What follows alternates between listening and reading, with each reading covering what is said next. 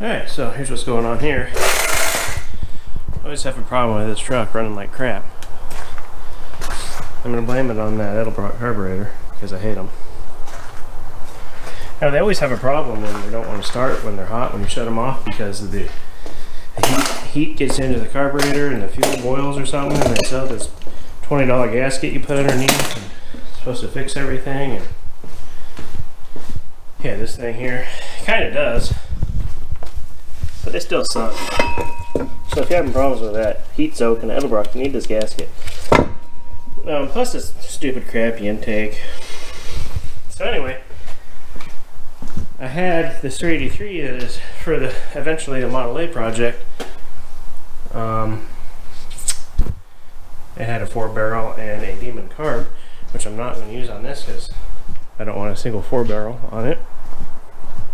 So swap that over onto this. And we didn't get it done last weekend because I ran into the old problem of the heater hose running into the fuel line situation. So I just got this $27 90 degree or 45, and I'm thinking when I put that in there it might allow me to run the fuel line over the corner of it. If not, then back to the drawing board, but that's where I'm at right now. And then it's pretty much ready to fire up and set the timing. So yeah, that's what that is. So that worked kind of. It's like I need a shorter adapter coming out of the carburetor right there to move the fuel line up. But anyway, it's working for now. Got it running. It runs way better. It runs really good. Before we started, so I'm going to put all the wrecked parts back on that we took off. You know, a lot of people, we're not going to do, you know, what everybody else does and rebuild some Lambos and Hellcats. We went high. We're going all the way with the 2010 Elantra. Because, you know, that's what normal people would be doing. So as you can see, it needs a cord support, radiator, AC condenser, cooling fan assembly, driver's side fender, hood, front bumper cover, headlights, and then you're going to have a super clean machine here. You know, other than that, she's golden. 73,000 miles. Why it's locked, I have no idea. Being that I just drove it up here. Runs and drives, I drove it home. Now generally, a car like this wouldn't be worth fixing. And you might be wondering, why are you fixing that? Well, special circumstances. There is. Obviously, if I had to buy this car and then fix it, it wouldn't be worth it. But I got the car for free. Made all the difference. Nobody's giving us a Lambo for free. Yeah, no one's giving us a Hellcat or anything like that. And we don't have the 30 grand it takes to buy a totaled one, like apparently everybody else on YouTube does. So we're fixing a free 2010 Elantra. So far I'm into the car. I'm into the parts right now, $540. I'm into the title transfer and tabs, $230. I only have to buy the hood, the fender, and the front bumper, and a couple miscellaneous pieces I don't know about yet. I'm trying to be into this thing for $1,500 or less.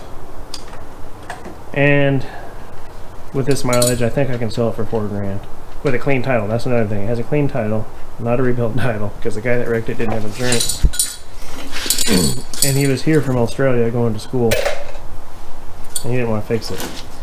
So he just gave us the car. And that's the story here. And as you can see, labor is really cheap. It's actually paying me to work on it. Right. So anyway, yeah, cooling fans, radiator, AC condenser, new core support over here. I got the headlights and the front grille already. I just have to buy the body panels and do that at work.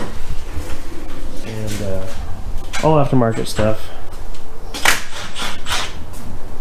And it's going to be a pretty good car. You know, I could even keep it to drive back and forth to work. Or somebody could buy it from me to drive back and forth to work. That's my plan.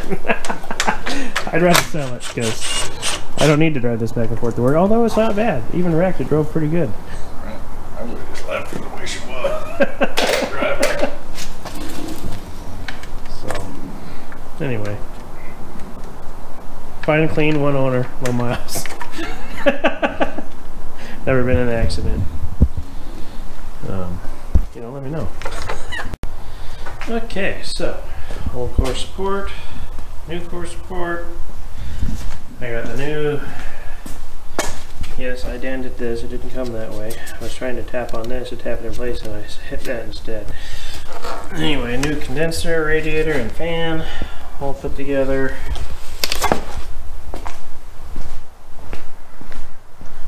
Right now, this is the only real damage to the car. That's not bolt-on parts. It's this. The fender apron was folded over a little bit, so I just need to go over that way with it now, like ½ inch, and that'll be good. And then we can put this back together, and yeah, that's about it. So, that's that. Exciting stuff, I know.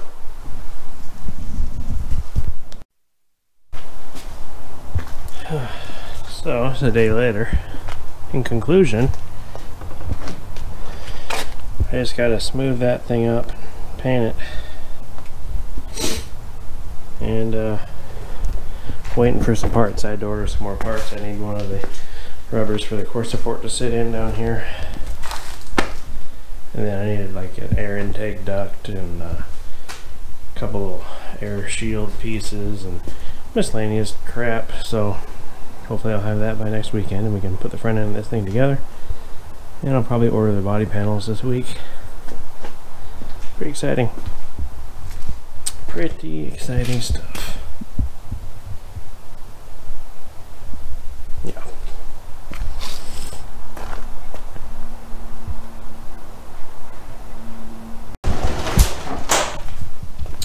Finally some progress on the shoebox. Got a new TCI transmission, torque converter. Now we can get the motor over here and get to test fitting and putting our mounts in, making the tranny mount, and welding the floor back up. So that'll be sweet.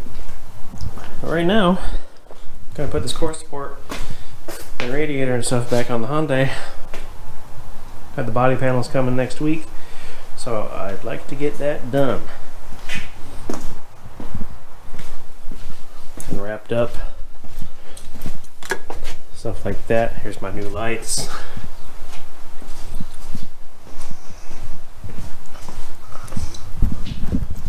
Here's some more light.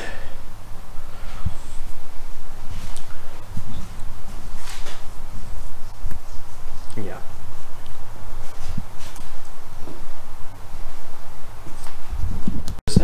It's almost dead. As you can see, we've made a lot of progress here. Got the battery installed. This is dead. It's not dead. It just has too many voltages to charge. But it is dead. It won't charge because the battery tender says it's already charged because it's 16 volts. But as you can see here, if you just look right here. This thing, oh wait, the bumper. If you look right here, it's pretty good. So you can see it's totally untraceable that it's been wrecked. Except for this battery. It's got a little leak. But, yeah. Oh, good there. Start it up for y'all so you can hear it run. Let me just get the keys out. But check out the interior.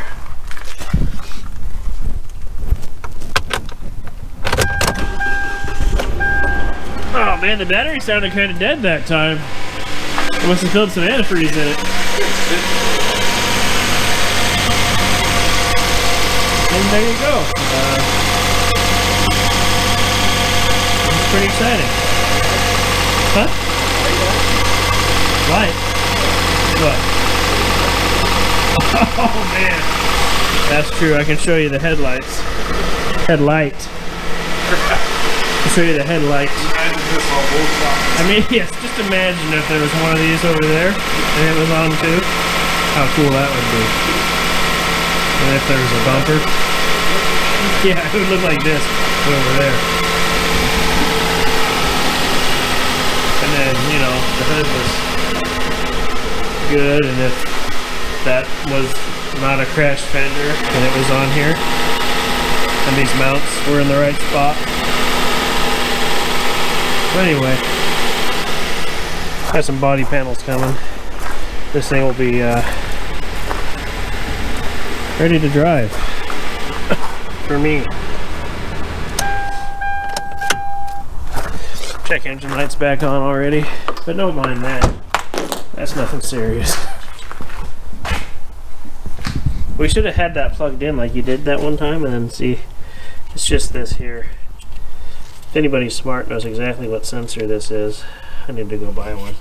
Not that I can't look it up, but I got, it's broken. So yeah, just imagine that that's a new sensor. And that the check engine light's not on. And then just picture yourself rolling.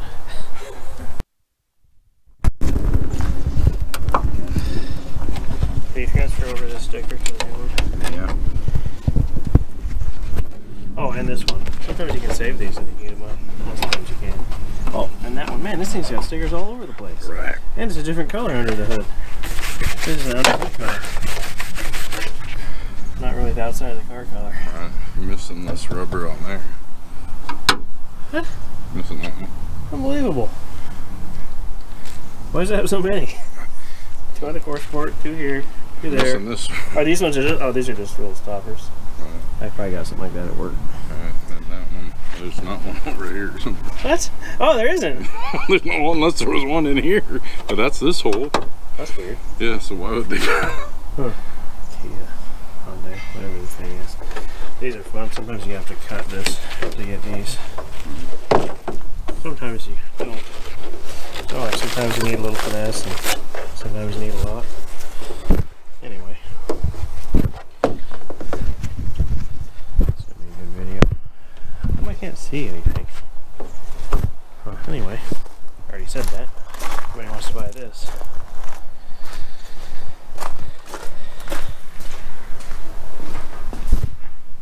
Huh. Oh, there we go. I can see now. So we're just cutting in new parts today. The fender here, glue some base on the outside because why not? Scuffing the hood over here. Spray some base on this. Not sealing anything because, you know, that's what we're doing. Basically what we're doing is this. Whoa. On the edges. Spray a little glue on it like so. In the booth here.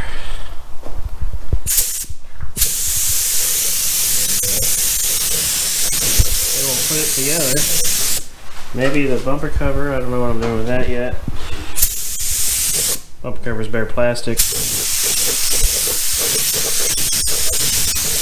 Can't just spray base on that. I do have some Bulldog I can probably use.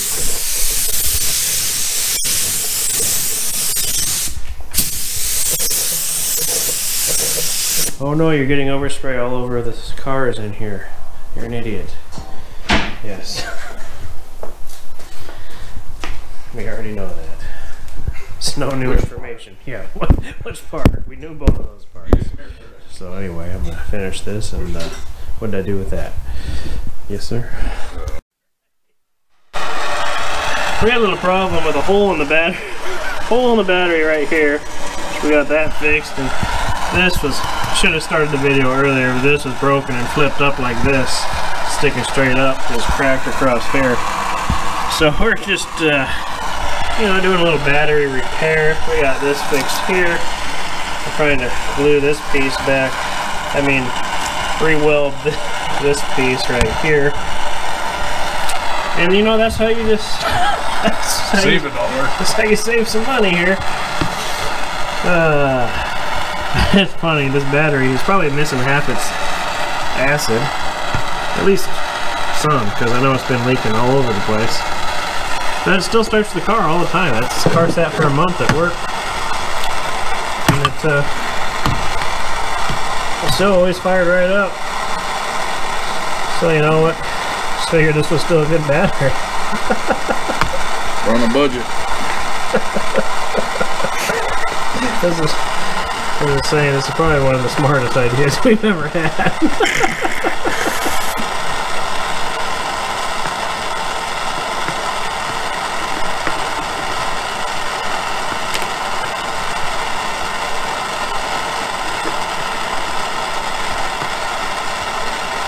Full disclosure to the next owners.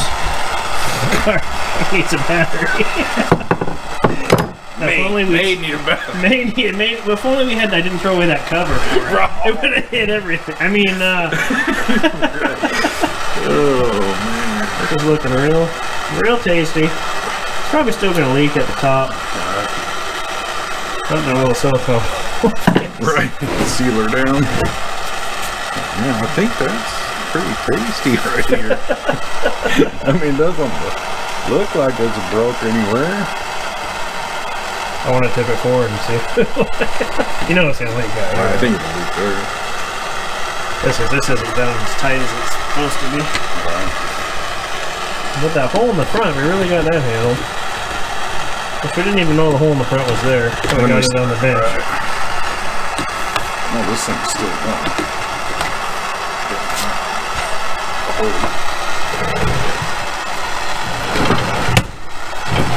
But we tested the hole in the front. I don't even know when I'm going to do this. Oh, yeah. So we still have a little bit of a leak here. I didn't expect it to be that bad, but I guess like the battery is right. It's up there. It's way up right there. So, as you can see, this is a complete success. And don't do this at home.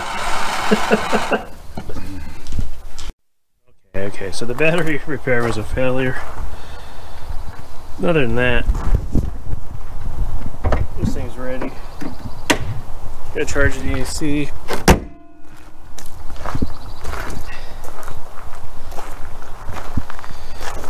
And needs a paint job. Or not.